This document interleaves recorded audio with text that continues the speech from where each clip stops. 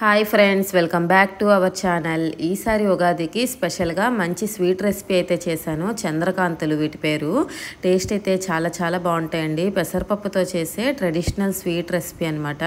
పైన క్రిస్పీగా లోపల సాఫ్ట్గా ఉండి నోట్లో ఇలా వేస్తే అలా కరిగిపోతాయి.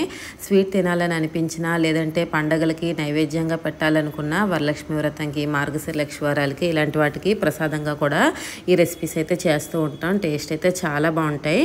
అయితే ఫస్ట్ టైం చేసేటప్పుడు కూడాను మీకు ఎటువంటి ఇబ్బంది లేకుండా ఫెయిల్ అవ్వకుండా ఉండడానికి కొన్ని టిప్స్ కూడా ఈ వీడియోలో చెప్తాను.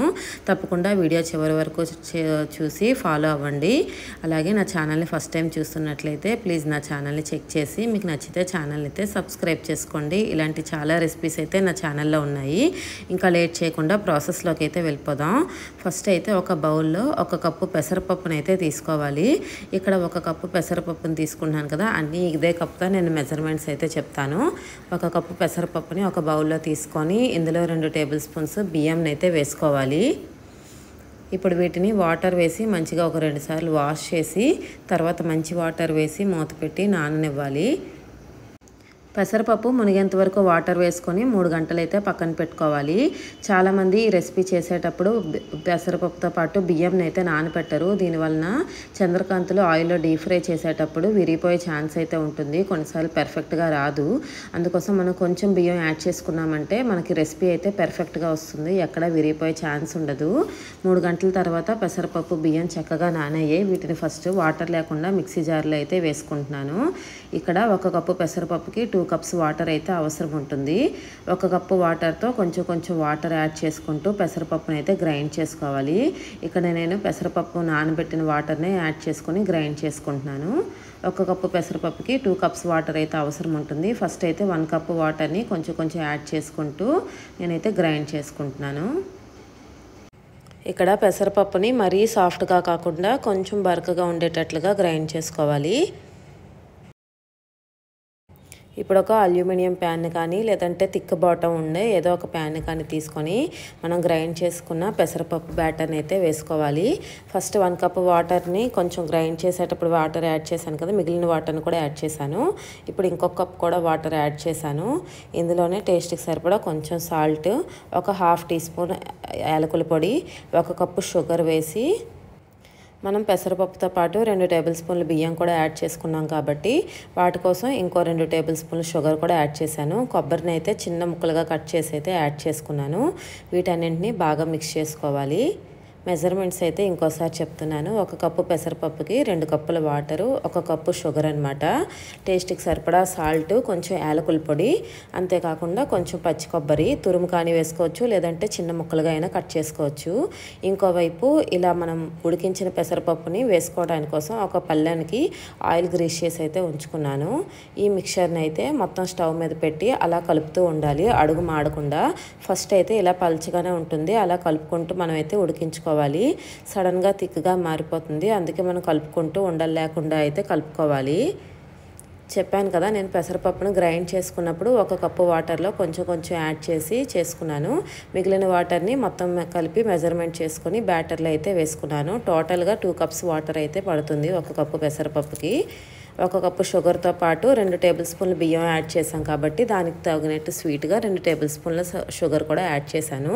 కాసేపటికి అలా ఉడికించుకుంటూ ఉంటే ఇలా బ్యాటర్ అయితే ప్రిపేర్ అవుతుంది, క్రీమీ కన్సిస్టెన్సీలో ప్రిపేర్ అవుతుంది. దీన్ని అయితే అడుగు మాడకుండా దగ్గర ఉండి కలుపుతూ ఉండాలి. ఈ బ్యాటర్ ప్రిపేర్ అయిందో లేదో తెలుసుకోవడం కోసం ఒక బౌల్లో కొంచెం వాటర్తో మనం చేయి తడి చేసుకుంటూ ఇలా టచ్ చేస్తే అంటకుండా ఉంటే మనకైతే రెడీ అయినట్టే.